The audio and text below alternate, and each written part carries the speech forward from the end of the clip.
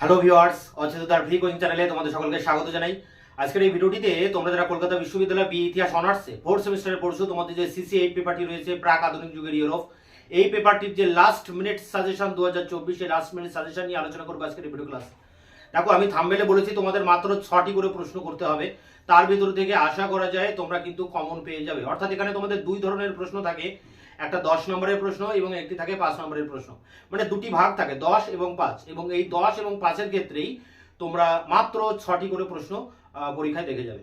তোমাদের এই যে প্রশ্নগুলো আমি তোমাদের সাজেশনে এখন তুলে ধরবো, এই প্রশ্নগুলির প্রতিটি প্রশ্নের উত্তর আমি কিন্তু ইতিমধ্যে তোমাদের সামনে তার ভিডিও ক্লাসের মধ্য দিয়ে তার উত্তরগুলি তোমাদের সামনে আমি পেশ করেছি, এবং প্রতিটা ভিডিওর লিঙ্ক দেওয়া থাকবে ভিডিও ডেসক্রিপশন বক্সে। তাই আমার ভিডিওর থাম্বনেলে যেমন দেওয়া আছে উত্তর সহ, অর্থাৎ এখানে সাজেশনের প্রতিটি প্রশ্নের উত্তর আমার দেওয়া হয়ে গিয়েছে। প্রতিটি ভিডিওর লিঙ্ক দেওয়া থাকবে ভিডিও ডেসক্রিপশন বক্সে, তোমরা অবশ্যই ভিডিওগুলো দেখে নিও। এছাড়া তোমাদের অন্যান্য পেপারে যেসব প্রশ্নের উত্তর এখনো আমি দিতে পারিনি, তা আগামী 2-1 দিনের মধ্যেই আমি খুব দ্রুত তোমাদের সামনে একের পর এক ভিডিও ক্লাসের মধ্য দিয়ে সেই উত্তরগুলি তোমাদের সামনে নিয়ে আসবো। তাই আমার চ্যানেলকে তোমরা অবশ্যই সাবস্ক্রাইব করে রাখবে, বন্ধুদের কাছে শেয়ার করবে, নিজেদের মতামত কমেন্ট সেকশনে কমেন্ট করে জানাবে, ভিডিওটি ভালো লাগলে অবশ্যই একটা লাইক দেবে। তো চলো শুরু করা যাক। আমাদের আজ মূল আলোচনার বিষয়কে একবার বোর্ডে দেখে নিই। সিইউবিএ হিস্ট্রি অনার্স ফোর্থ সেম সিসি8, এখানে লাস্ট মিনিট সাজেশন। এই কারণে লাস্ট মিনিট, কিন্তু এর আগে কিন্তু আমি তোমাদের এই পেপারের সাজেশন দিয়েছি এবং সেই সাজেশন অনুযায়ী বেশিরভাগ প্রশ্নের উত্তর দেওয়া হয়ে গেছে। কিন্তু এখন যেহেতু পরীক্ষা তোমাদের একেবারে সামনে চলে এসেছে, এখন তোমরা এই লাস্ট মিনিট সাজেশনের প্রতিটি প্রশ্ন ভালো করে দেখে যাবে।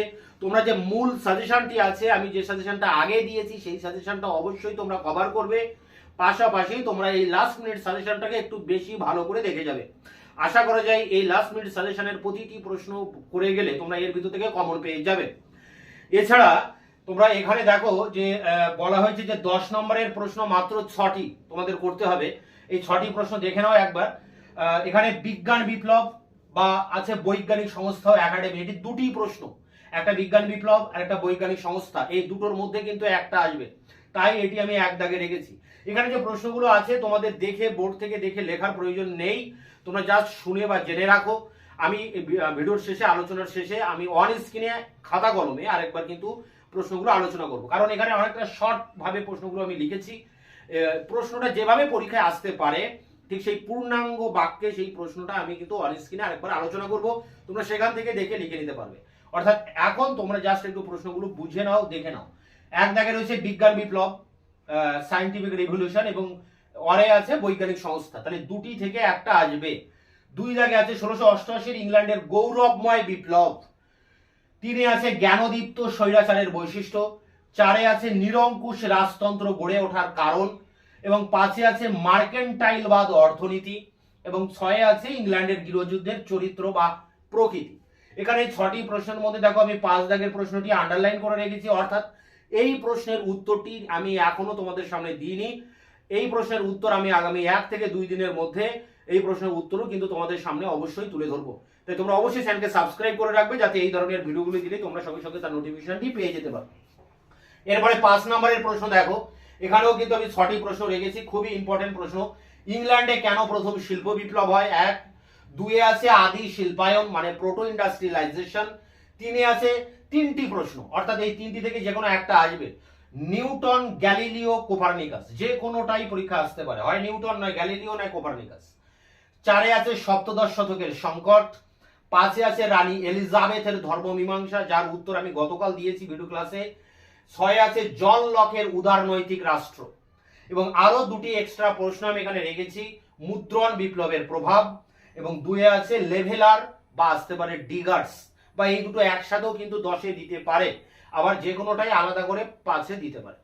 তো এখানে দেখো একটা প্রশ্ন আমি আন্ডারলাইন করেছি, আদি শিল্পায়ন অর্থাৎ প্রোটো ইন্ডাস্ট্রিয়ালাইজেশন, এই প্রশ্নের উত্তর আমি এখনো দিইনি, সেটিও কিন্তু আগামী 1-2 দিনের মধ্যে, হয়তো সম্ভবত আজকেই আমি এর উত্তরটি তোমাদের সামনে নিয়ে আসতে পারি। তো এই ছিল আজকের সাজেশনের মূল প্রশ্নগুলি। তোমরা এই সাজেশনের এই প্রশ্নগুলো অবশ্যই করে যাবে, এগুলো একটাও বাদ দেবে না, মিস করবে না।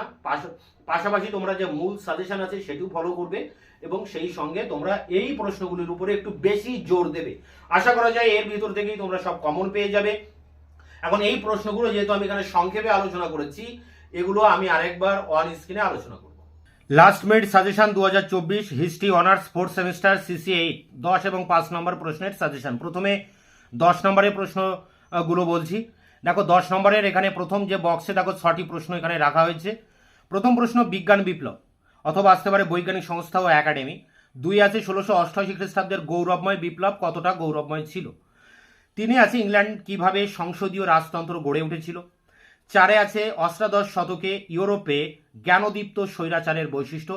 এবং 5 আছে সপ্তদশ ও অষ্টাদশ শতকে ইউরোপে কিভাবে নিরঙ্কুশ রাজতন্ত্র গড়ে ওঠে। এবং 6 দাগে আছে মার্কেন্টাইলবাদ অর্থনীতির বৈশিষ্ট্য। তোমরা এই 6টি প্রশ্ন একটাও মিস করবে না, প্রতিটি প্রশ্ন কিন্তু ইম্পর্টেন্ট। এছাড়া তোমরা আরও 2টি প্রশ্ন এক্সট্রা দেখে যাবে। দেখো 7 এবং 8 দাগে আমি আরও 2টি প্রশ্ন এখানে রেখেছি। 7 রয়েছে ইউরোপ মহাদেশের শিল্পায়ন ইংল্যান্ডের থেকে কতটা পৃথক, অর্থাৎ ফ্রান্স জার্মানির শিল্পায়নটাকে এখানে পড়তে হবে। এবং 8 রয়েছে ইংল্যান্ডের গৃহযুদ্ধের চরিত্র বা প্রকৃতি, বা আসতে পারে একে কি বুর্জুয়া বিপ্লব বলা যায়। তাই এই 8টি প্রশ্ন 1 থেকে 8 এই 8টি প্রশ্ন তোমরা ভালো করে করবে। এখান থেকে তোমরা 10 নম্বরের প্রশ্ন 100% কমন পেয়ে যাবে। এরপরে দেখো 5 নম্বরের প্রশ্ন করতে হবে, তার জন্য তোমরা এই প্রশ্নগুলো অবশ্যই দেখে যাবে। ইংল্যান্ডে কেন প্রথম শিল্প বিপ্লব হয়, বা আসতে পারে আদি শিল্পায়ন। 2 আছে নিউটন, বা আসতে পারে গ্যালিলিও, বা আসতে পারে কোপারনিকাস। নিউটন, গ্যালিলিও, কোপারনিকাস থেকে একটি প্রশ্ন আসবে। 3 দাগে রয়েছে ইউরোপীয় অর্থনীতিতে সপ্তদশ শতকের সংকট। 4 দাগে আছে ইংল্যান্ডে 11 বছরের স্বৈরাচারিতা।